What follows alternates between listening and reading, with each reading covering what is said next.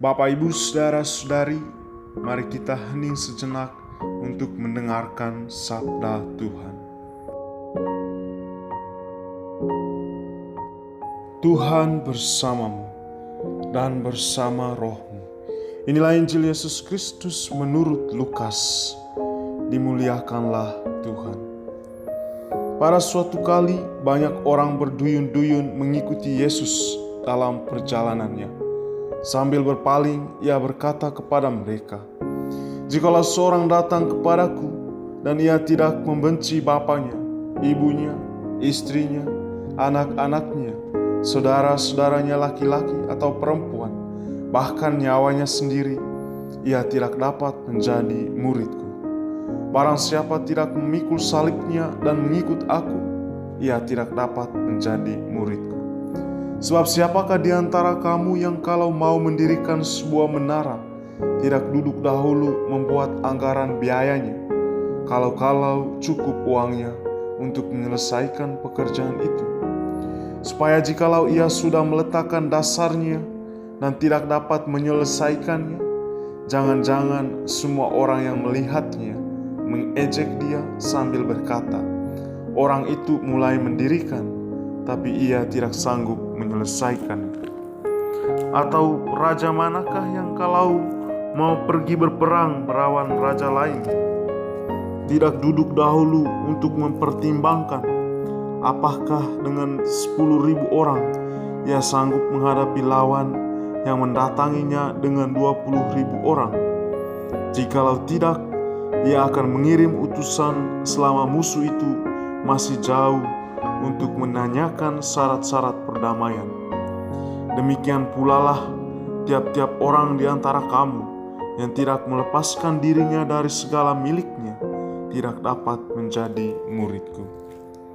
Demikianlah Injil Tuhan. Terpujilah Kristus.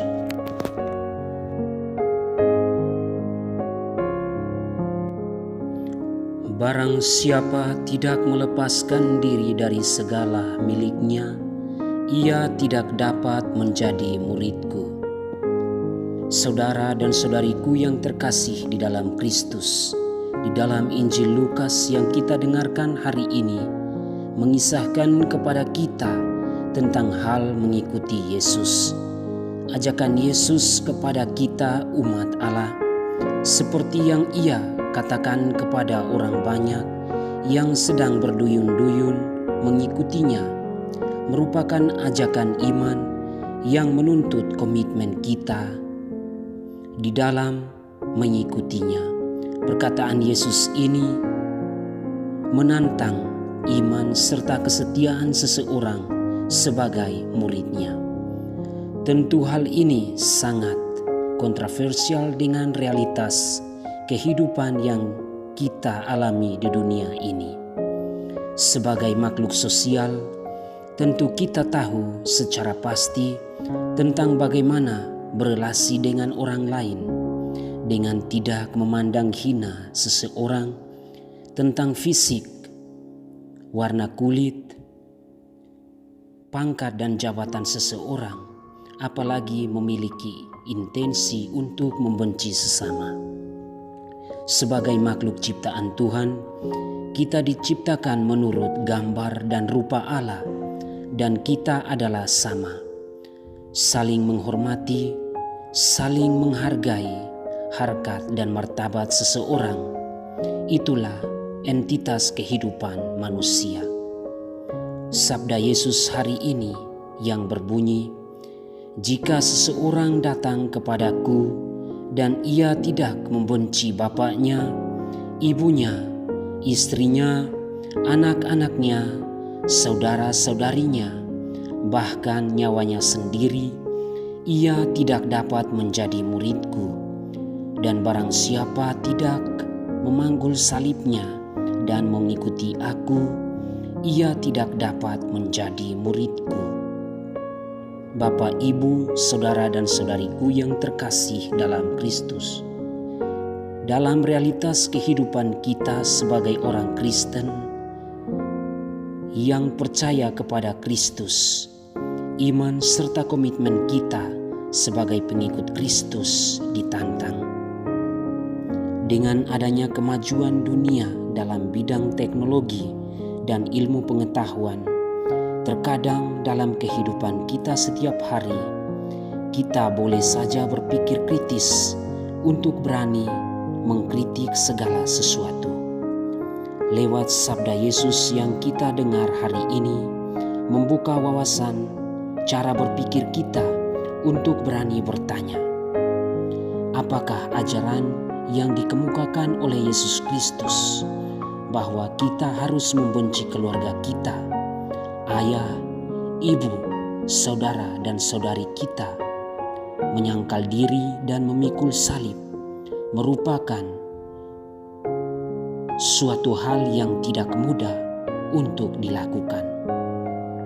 Saudara dan saudariku yang terkasih, yang dibutuhkan oleh Yesus Kristus dari setiap kita adalah komitmen kita, kesetiaan kita sebagai murid Kristus. Untuk memperoleh kehidupan kekal, tidaklah mudah sekedar membalikan telapak tangan. Tentu butuh perjuangan dan kemauan dari dalam diri kita untuk mampu merubah diri, merubah kehidupan kita yang lama, sehingga kita layak menjadi murid Kristus yang setia. Menjadi murid Kristus sama halnya dengan sepasang kekasih yang saling mencintai dan memiliki komitmen untuk saling setia sehidup semati.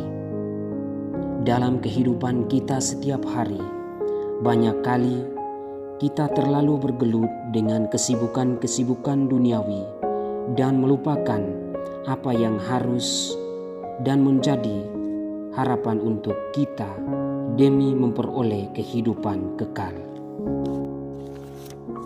Saudara-saudariku yang terkasih, hal duniawi dan hal surgawi merupakan dua realitas nyata yang dialami dan dilakukan oleh manusia. Oleh sebab itu, apa yang diperbuat oleh manusia di dunia ini mempunyai konsekuensi untuk menatap kebahagiaan yang akan datang ketika kematian menghampirinya. Tuhan memberkati.